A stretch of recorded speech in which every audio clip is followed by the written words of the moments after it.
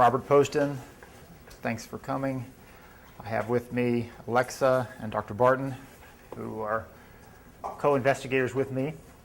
I came here in January and knew of Dr. Barton's work, and so I was excited about collaborating with her and her lab with OCT. This is, as you're aware of in cardiology, a very exciting imaging modality that gives you high resolution. It's the highest resolution available for looking at vessels, that's for sure, and can do it in real time in the OR setting, which we have sterile probes, and we actually do it now in the OR and look at our conduits. The reason why we do that is because heart surgery involves taking a vessel from one area of the body to the other, and you don't know that it's not going to get damaged either during the procurement or sitting outside on a table that's just got heparinized saline, and what happens to it. Well, we're as heart surgeons, we've really been plumbers more than we've been vascular biologists, but we probably should pay attention to that issue because if your vessel is damaged that you're replacing your coronary with, and it's like you've replaced a diseased vessel with a diseased vessel, and that's, to me, very critical problem. It's clear that the mammaries do better than veins because of the quality of a mammary relative to the vein. Everything else is the same.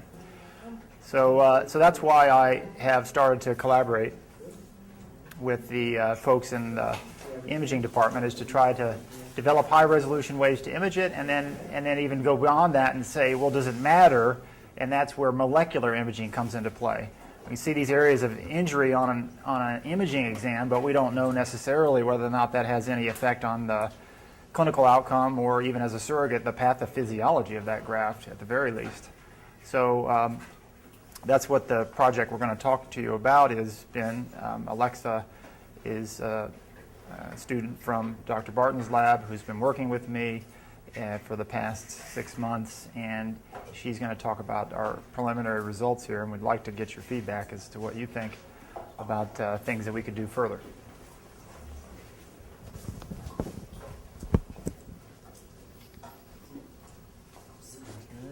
There we go.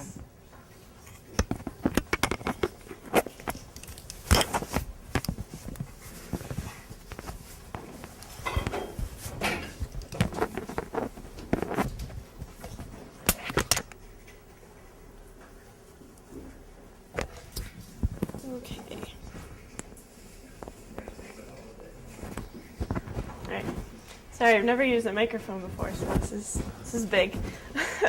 I'm Alexa. I'm a biomedical engineering undergrad, and over the summer I collaborated with a project with Dr. Poston in Dr. Barton's tissue optics lab. And we worked on detecting damage in the artery in bypass vessels with OCT and laser-induced fluorescence. Okay, so optical coherence tomography provides a cross-sectional view of the tissue in micron scale. And it's known as the optical analog to ultrasound. Most people refer to that because not many people know what OCT is. Laser-induced fluorescence is a way to gather molecular information about a tissue. And combining the two, you can integrate the structure in the biochemical process of the tissue.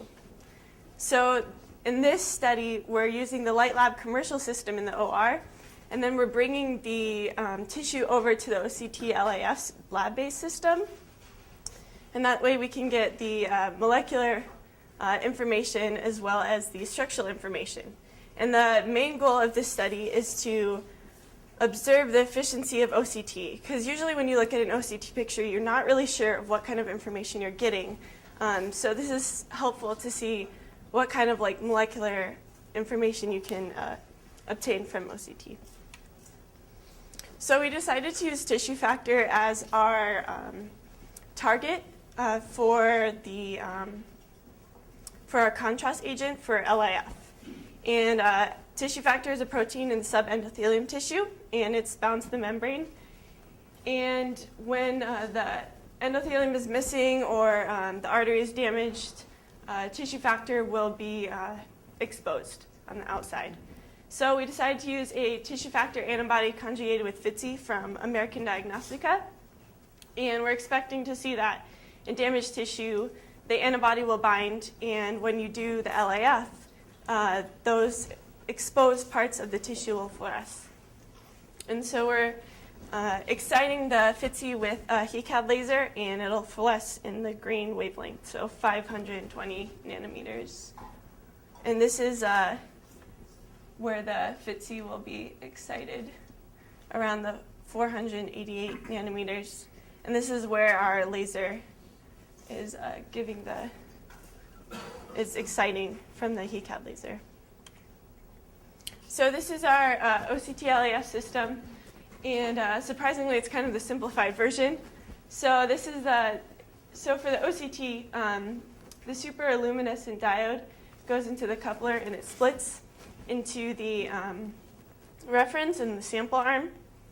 And kind of like ultrasound, when you're giving a wavelength out, for ultrasound, when you're giving a wavelength out, you're measuring how the properties of the tissue reflect back based on how late the wavelength goes back. But for light, it's so fast that you can't really measure it that way. So for OCT, you're measuring it based on how much back reflectance comes back from the sample, and then you're combining it back into the reference arm, and then you're going through a detector, and it finally pops up a nice picture on the computer. So for the LAF system, you have your HECAD laser, and it gives 442 nanometers of light to excite the tissue. And then the green wavelength, about 520 nanometers, goes through the spectrometer, and it measures the fluorescence and goes back to the computer. So you should have two pictures of the OCT and then the LAF right below. So this is the protocol that I went by over the summer. So portions of the surgical conduit that aren't needed from the OR are transferred back to the optics lab and are prepared to get ready for imaging. We mark all the patient ID, date, human tissue type, and then we mark the tissue on the proximal and distal end to keep track of which end is which. We put FITC tissue factor antibody directly into the lumen or through the cannula if that's provided, and we allow 1 hour of the antibody to stain or to coagulate with the tissue factor. And then it's washed, and the tissue is marked again, and then it's imaged. So it's put onto that endoscope, and it's kept hydrated with PBS. And we record 8 images, 360 views. So every 45 degrees, we get a new image. And it moves laterally, so it'll move, and then it'll turn, and then it'll move back, and then image again. So it's a lot different than the radio that the Light Lab has, or the Light Lab commercial OCT. And then we fix in histochoice for later imaging, or we can do histology on that. So this is the very first sample that I imaged with OCT LAF. We really didn't know what we were going to get. So this was kind of a promising results. You can see that there's damage right there a little bit, and it matches pretty well to that fluorescence spectrum right there. I thought this one was the best, though. You can see a lot of damage on the inside of the lumen, just to show you that this is the intima, the media, and then the adventitia afterwards. So it's measuring. Oh, yeah. So this one you can see a little better. This is the intima layer right at top. Media layer is right below it. You can see a lot better here, that kind of contrast. And the adventitia is just anything underneath. So it's measuring down. This is the lumen, and it's measuring directly down through the tissue. So here's that damage, and then it matches pretty well with the fluorescence. And then right here you can see damage, and it matches pretty closely to the fluorescence.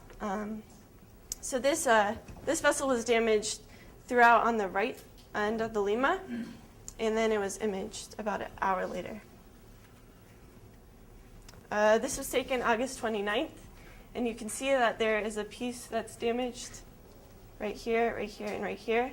And in each spot, you can see the fluorescence follows with it, which I thought was pretty interesting. It shows that, it's not just where if you move it, you're still going to get that fluorescence. It's not just depending on where the fluorescence stays in the vessel. So it's consistent. This one was interesting. It was taken, there was a piece of damage that was found in the OR using the light lab OCT. And then it was taken to our lab, and the same damage was found, this piece right here, this little slice. And I thought that was interesting because that's kind of the goal of this project, is to be able to match our images with the images from the light lab and being able to kind of compare them. So the same damage was confirmed, and you can see that there's quite a bit more fluorescence where the damage is. Just to re-emphasize that point, so all the previous ones that you've shown, we created the damage in a clamp on purpose as a control, just to see what a damaged portion looks like and versus undamaged. We knew that based on the OR examination that it was good conduct, it didn't have any injury. We created the damage on that. And this is the one that actually was damaged during procurement. This is a Lima harvested robotically, that there was a discrete little area of injury. It happened to be distal, and we were able to discard it, but we were surprised to see it, but you don't see injury in the legs. You see injury in the lane grass, particularly in the scalp part. Yeah. So yeah, natural cause damage. This one was pretty interesting. I tried to damage this vessel in 2 places, and you can kind of see that there are some damage on this side and this side. And you do see 2 spots, kind of heterogeneous, but 2 spots of more fluorescence, which I thought was interesting. I didn't know if that would actually happen, if the tissue factor would kind of, all go throughout this whole area. But you do see 2 spots, and that is pretty promising. This one was interesting. It was so damaged that you can actually see that the intima is kind of going over, kind of folding over to the other side of the tissue. And I believe that's damaged all the way down to the adventitia. But we see that there's actually a negative correlation with the fluorescence. And there's a lot of factors why that could be. I think that's because all the other pieces of the tissue are so close to the fluorescence that they're fluorescing more than the piece that's kind of further away. And so it's not actually having direct contact with the endoscope.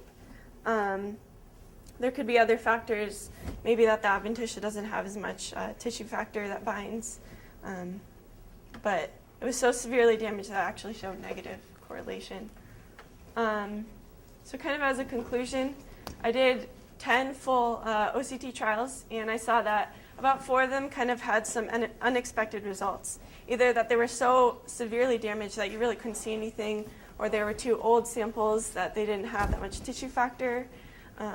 There's a lot of factors: time, too much damage, different tissue types. I imaged saphenous vein, radial artery, and Lima and Rima. So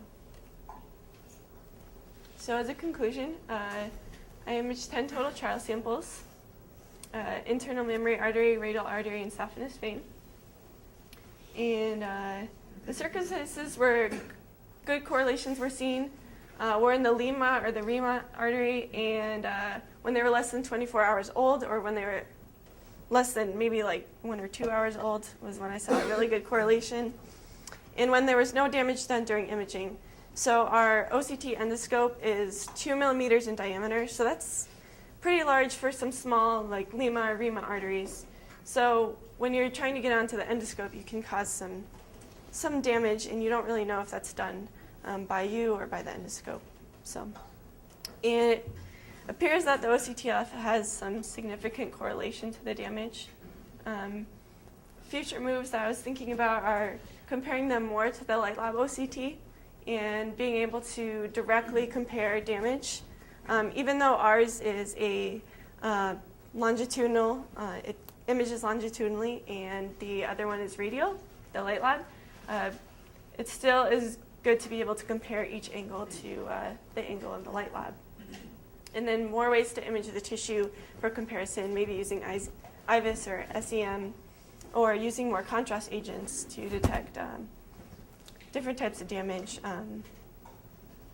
or just using different ways of imaging. Like you can maybe use a picture and compare it to the OCT and then compare it to the LIF, just for more backup.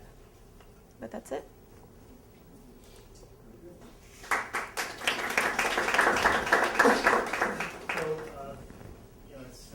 It's early stages, but the idea is that we would be able to do all sorts of different imaging of our conduits to pick the best one that's not going to have a thrombosis risk, at least stenosis, so to speak. With vascular grafts, they can get injury at their distal and proximal anastomoses. They can get plaque, accelerated plaque, and all that probably could be detected by the phenotype at the surgery, at the original OR. So you can imagine if you could get this molecular imaging to work, then we'd be able to really select the perfect conduit each time. My guess is that it's usually going to be the lima and the rima, but then, there's some patients that aren't going to be candidates for bilateral memories, and you want to use a vein or a radial, or you want to use a vein from one leg or the other. I mean, there's a lot of different options that we had, and we could use this to guide our selection. But the beauty of collaborating with people from a different area, and that's, I guess, what this series is about, this lecture series is collaborating different interdisciplinary, is that you get a different perspective of what's possible. And I've been using a clinical tool, the same one that the cath lab uses, OCT imaging wire. But I didn't really have any concept about this higher resolution device that they're using, and then also the light infrared fluoroscopy. And then we've also been working with Dr. Slepian here, and he wanted to say a few comments about where other directions that we could go based on his experience with vascular biology and stenting. Sure. I think this is really great basic work. And I think that, OCT clearly has a lot of promise. We're seeing it used more and more today in the cath lab just for generalized imaging, but to kind of combine it with molecular things, I think this would be a very good place to kind of start. I think that the work you did, proves that there could be some ways of correlating things. But I think what we've talked about now is trying to now do this in a more formalized way so that we can control a lot of the variables. We've had a lot of experience in the past in the development of intravascular ultrasound. Behruz is here, worked with him for almost 20 years. And we started with this work when I first came here at the VA. And one of the things we learned is that there's a lot of elements of autofluorescence in the vessel wall. So that's actually something very important to kind of control for. So when you saw some of the areas with damage, and then you actually saw that nice flap which was overlapped, where actually you had a negative correlation in the gap, and an heightened correlation actually with the overlap. Perhaps that's related to autofluorescence of elastin. And again, I'm just talking based on seeing this here, but my point is we need to do studies to control a lot of these variables in a much more systematic way. Number one. Number two, when you study imaging in arteries, we learned this the hard way from working with IVUS, is that you have to also look at the vessel under physiologic or controlled conditions, because even the image changes as it relates to wall stress and a lot of other things. And that's actually, you may say, well, it is what it is for what you're looking at, that's fine, but you're getting kind of a mixed artifactual kind of picture. Let me give you an example. If you take a blood vessel out, there's a lot of residual stress, and you'll see that the vessel instantaneously will kind of collapse. If you, more for an artery, a little less for a vein, but if you image that vessel in the unstressed condition versus putting it in a system, and that's one of the things that we're collaborating with together, all three of us in the lab here, is to use an isolated testbed system that we built along many years ago. It's like a Langendorf. We can take a blood vessel out, stretch it, so we put back the residual sort of fungi, and Fung is the famous biomechanics guy who studied a lot of this, stress in the vessel wall. And if you image the artery under varying conditions where you change the pressure, you will see dramatic changes in your purported thicknesses or degree of damage that you see. This is nice to see Vince here. In the early days of IVUS, we found that at very low pressure, the IVUS image significantly overestimated the actual thicknesses, so that if we froze the vessel and immediately did quantitative histology, the numbers were off. And then if we stretched it above, typically with an intraluminal pressure of about 80 to 90 millimeters of mercury, it was normal. And then when we went beyond, it underestimated the thickness. And this was actually becoming important because at the time people were going to marry imaging to therapy with IVUS-guided directional atherectomy. So you'd be at a pressure which you thought you were seeing what you were seeing, and you were going to cut, and you were actually going to cut too deep, and you could perforate the artery. So that's where marrying imaging with therapy and being precise about what you're seeing became very important. So I just give you that as one example where it becomes a little bit more important to do it under real conditions. So I think as far as going forward, what we've talked about, the difficulty, it's great to have a collaborative meeting. This is actually great that we're all in the same room at the same time because it's been impossible to have lab meetings, but that's a whole other separate discussion. But what we've been trying to do is basically create a system where we could almost, and I apologize for the back of the napkin, but this is how real research is we would basically take a blood vessel, whether it's an artery or vein, mount it in the test bed, perfuse it under physiologic conditions, and image it at, for instance, 0, 30, 70 to 80, 120 millimeters of mercury, in other words, hypo, normal, and hypertensive conditions, relatively speaking, and then image that with both OCT and IVUS baseline. Then we can go in and do controlled injury, and the injury that is nice, but it's nice to do control, and there's actually a injury scoring system that exists today because of the whole issue with angioplasty and stenting. So you can actually define the injury score that you impart on the vessel, and then image it with both modalities, and then perhaps flash freeze it or leave it at whatever end condition you want, and then pressure fix it with glutaraldehyde at that pressure, and then do quantitative measurements. So that would allow us to kind of correlate a lot of these things and know apples, to apples versus apples and oranges. The other thing that I think is important as a control that should be done in the study, what you did, which is very nice, is the fact that you have to look at nonspecific binding of any kind of protein. And while you worked with antibody, FTSE conjugated, you need to just take, IgG by itself or albumin FTSE conjugated and see if it creeps in, because there's a whole other world related to. Did you? And what did you see? Same? I saw that there was a lot less fluorescence on that. It was pretty generalized. I did one sample, yeah. But it was a protein-bound, not just fluorescein, because that's another thing. Beirut will remember very well. We did a whole series of studies with fluorescein without the protein. We got all this fluorescence, and we realized we didn't have the right osmotic binder. So it brings up the sort of a next level to study, which is once you define the injury, what we talked about a lot is there's a whole area called hydraulic conductivity and permeability of the blood vessel wall. And that's actually important as far as leading to clinical effects. So it's one thing to see that you have a big gash, and you obviously wouldn't want to use that kind of vessel in grafting. But it's another thing to take it to the next level if you see that actually there have been physiologic consequences to the vessel. Because when you see an increase in permeability, we have seen that increases intimal hyperplasia. So it would be cool to be able to detect that not only is there an anatomic histologic derangement, but there could be a physiologic derangement in the blood vessel wall, and maybe you wouldn't want to do that, and then to use it as a graft. And then the third point is, could we protect against that change? And I'm kind of bringing it back to some of the work that's been done in the past with some of the polymer systems that you could put in an artery as protective. So we've been framing this up as these could be potentially three aims in a grant. Where the first aim is to define, quantitatively, absolutely, the changes that occur, with harvest correlated with the new imaging. Second would be what are the physiologic changes in addition to the anatomic changes. And the third are, could we prevent any of these things, in a therapeutic way so that you could then get a better result. And the fourth aim could be put it in an animal, protect it with or without, see if it makes a difference. So I think it's pretty cool. It's exciting. The key is, can you make it smaller? Yes. We just haven't had a reason to. So the imaging wire you use is what, about 0.5 millimeter or so? Yeah, it's tiny. It's like a guide wire that we use for our stenting procedure. Yeah, it's a little harder if you want to do LIF imaging as well. You've got to have another path. You can't use the same path for the fluorescence light, but definitely making it 7 nanometer wouldn't be a problem.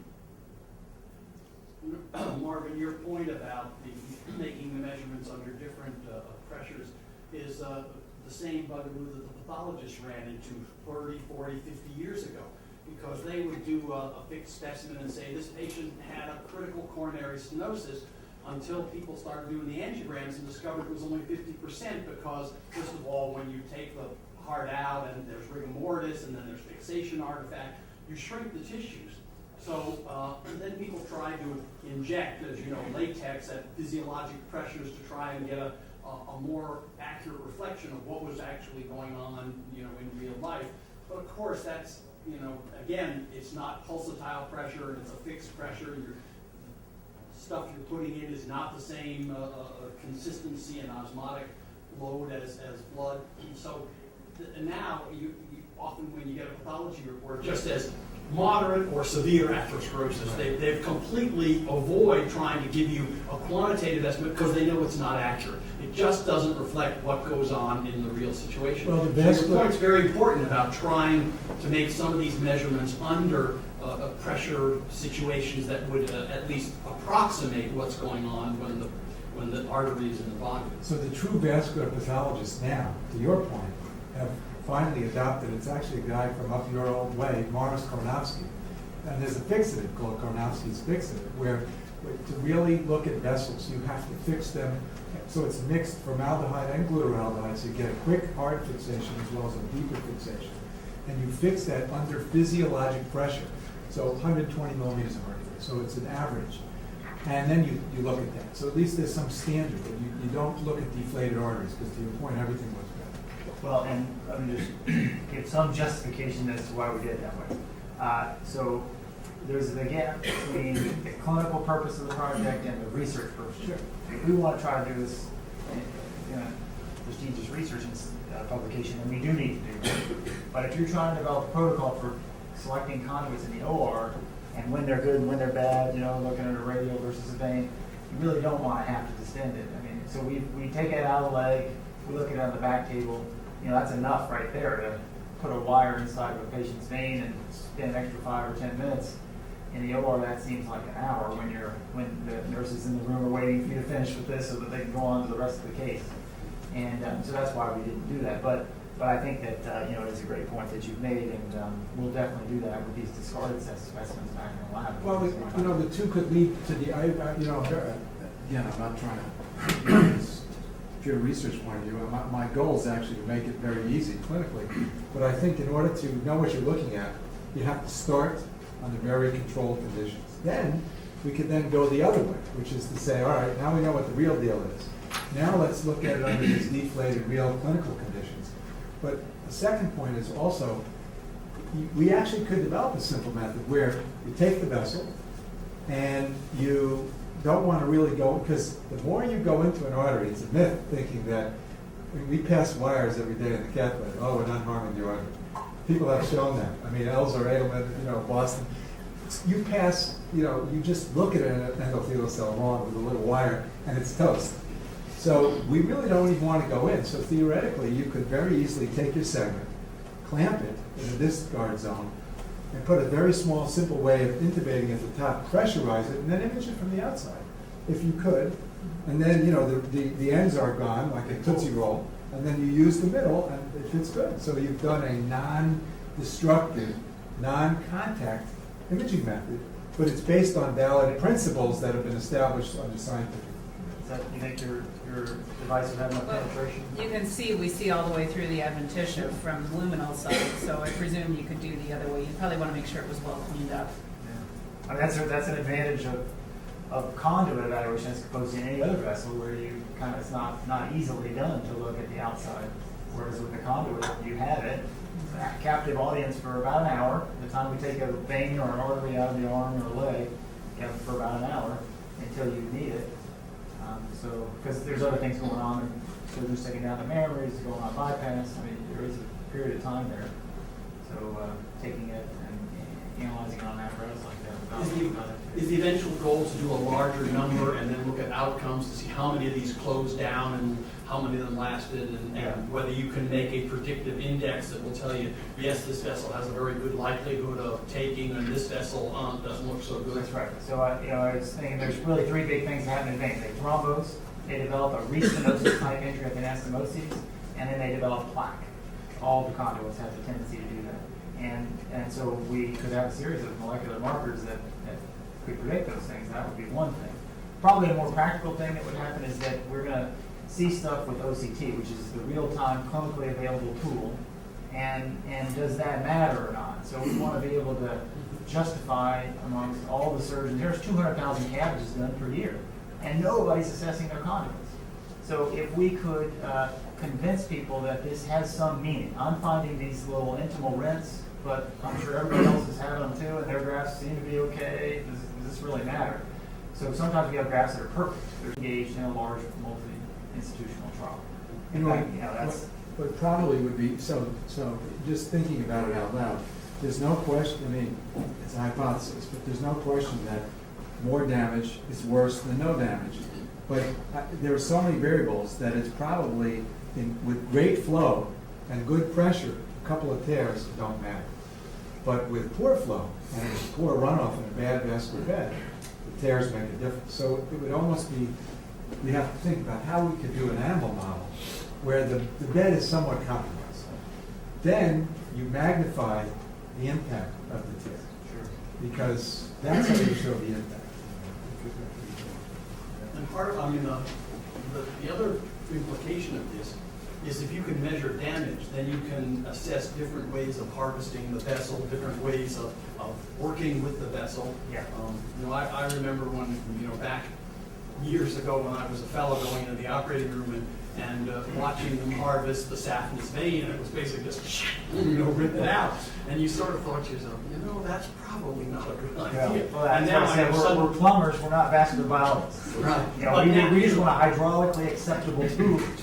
Right. We don't care that the intim is gone. Right. But of course, it's a living tissue, and the more you injure, the more, just as Mark said, the more likely you are to have all, thrombus, and then that leads to all kinds of tissue factors that then lead us to intimal and medial hyperplasia, and all the problems that you end up with. No, it's a great point. What started this whole project in my mind was watching people do endoscopic harvest. So this is where you put a scope underneath the skin and you rub it up along the length of the vein, basically denuding the adventitia and hoping that you don't rip up the intim. And so it was shown in New England Journal just 2 years ago that the group that had endoscopic harvest, this is a prospective trial, wasn't randomized. It was called the Prevent 4 study, which was designed to look at something else. But compared to a control group that got open, there was higher mortality at 3 years. And so, then I started to get involved in this heavily, that looking at the endoscopically harvested veins, we found a lot of injury in them. And it related to the experience of the harvester, so there's certainly people that had a lot of experience that didn't have much injury. But, nowadays with PA turnover, we have a lot of inexperienced PAs that are harvesting our veins, and so I think the injury is a real point. A few months ago, I read the definitive biography of Harvey Cushing. And of course, brain surgery was a disaster before Harvey Cushing came along, because they were operating on it the same way they operate on the liver or the intestine, and almost all those patients died. And Cushing, came in with this meticulous, very small instruments, stopping all the bleeding and so forth, and suddenly patients started to survive the removal of cerebral tumors. It has to be a generalized rule in surgery, right? That the more you damage things mechanically, the less likely you are to get a good outcome. I know that if you can come up with some way to cause less damage, it's got to be good. It has to be good. Yeah, a guy at Halstead at Johns Hopkins, back in the 1800s, said, "Don't touch the blood vessel, or else it will thrombose," because you damage it, and intima gets disturbed, and then thrombus develops. And so this is definitely a violation of Halstead's principles of not touching. This is not a no-touch technique. I went to Hopkins Med School, and the surgeons there would say, dissect the patient away from the vein. And it wasn't, rubbing it up like you're talking about, or even doing an endoscopic technique. That it was totally do not touch that vein, like we do with an internal mammary artery. We try not to touch the mammary artery, but with the vein, it just kind of got delegated to the junior-most guy in the room. And that stuff kind of fell by the wayside. And then when endoscopic vein harvesting came about, which now has, really become a genie out of the bottle. It's been such a dramatic change in terms of the clinical outcomes. The overt clinical outcome is the patient does great. They don't have this giant leg wound. They have a small incision that virtually never gets infected.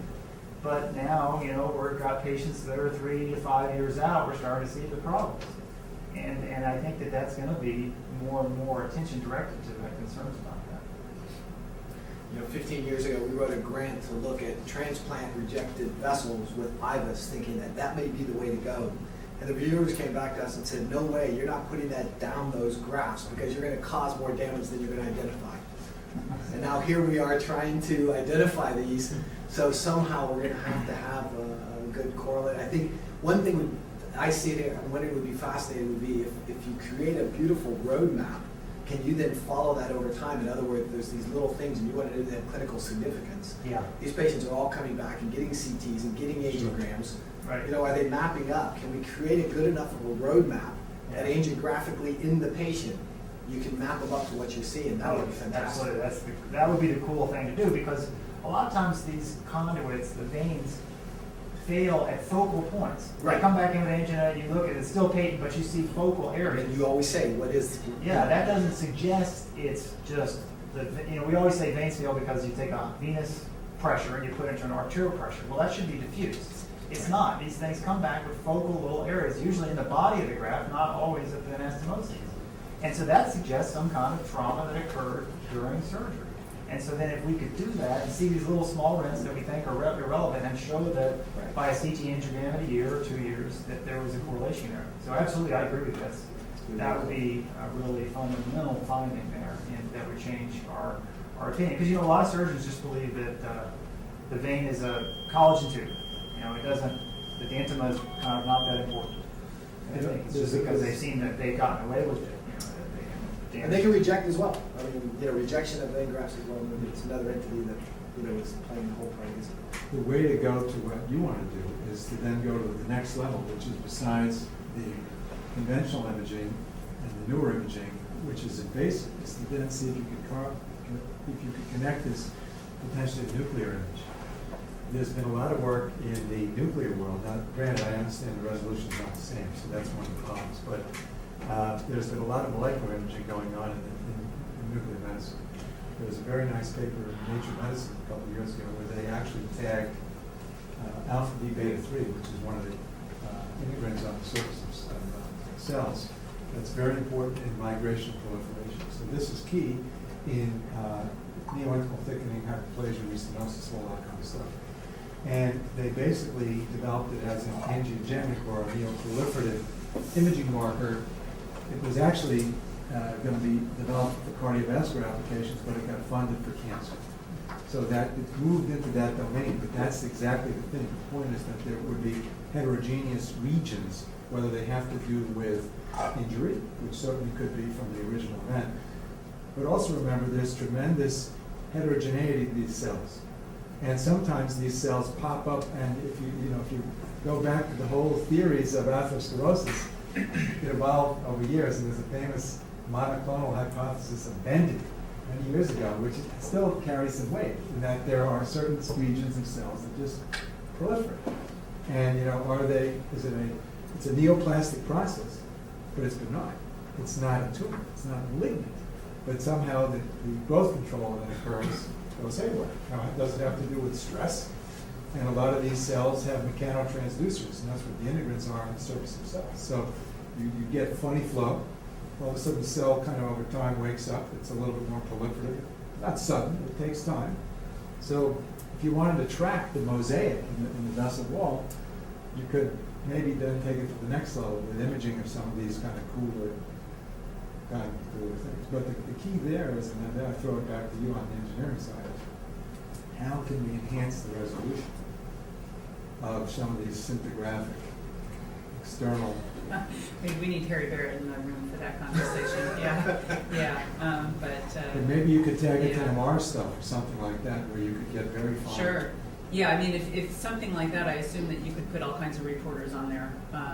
Maybe some gadolinium for MR or fluorophore, again, if you're willing to do an invasive procedure for optical imaging. I mean, The amazing thing, Marvin, I think, with this is that the venous graft works at all. Because what you're doing is you're taking a vein out, okay, so it's disconnected from its adventitial blood supply, A. You're reversing it, so it's exposed completely to a new pressure and a completely, different physiologic situation. So, when you initially think about it, I mean, when Favalaro and the guys at the Cleveland started to do this, I'm sure there were people who said, this is insane. This is just not going to work. Well, it gets back to Mark's comment about the flow. So you can take a plastic tube, PTFE, vortex tube, and put it in a thin pot position, and it'll do just as good as a vein. So that has zero endothelial, integrity. So there's a lot of variabilities. But I have found, in my effort to try to tease out the factors that are most important, that this seems to be the hottest thing. That when I measure flow, I measure coagulation changes, don't see that potent of an impact, even with big swings in that. But these rinse have made a difference. We've seen graphs go down that correlate with this. And when we're imaging it in the portion that's grafted, everything Alexa's shown was discarded. Obviously, it didn't affect the graft. So we have to take this to an animal model. So we, But of course, when you use an arterial conduit, you get a lot better result, a lot better, thing stays open longer and patients clinically do better. So hopefully you'll get some techniques that'll give the veins greater, life. But I think in the end, you're going to come up against the physiology, just like the mustard folks. If the right ventricle wasn't made to pump systemically forever, the vein was not made to be an artery. And every surgeon knows that. Every surgeon knows that bilateral internal mammary arteries are better, and yet it's only used 5% of the time. And the reason why is there's a dilemma, and that is your sternum depends on the mammaries too.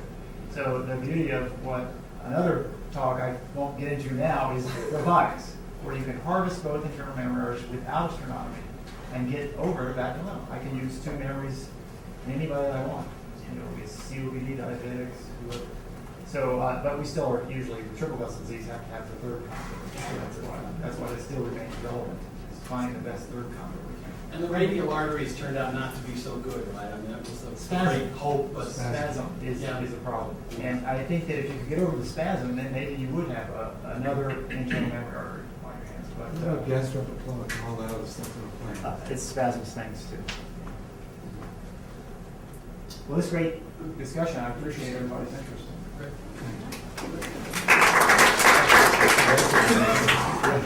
That's good.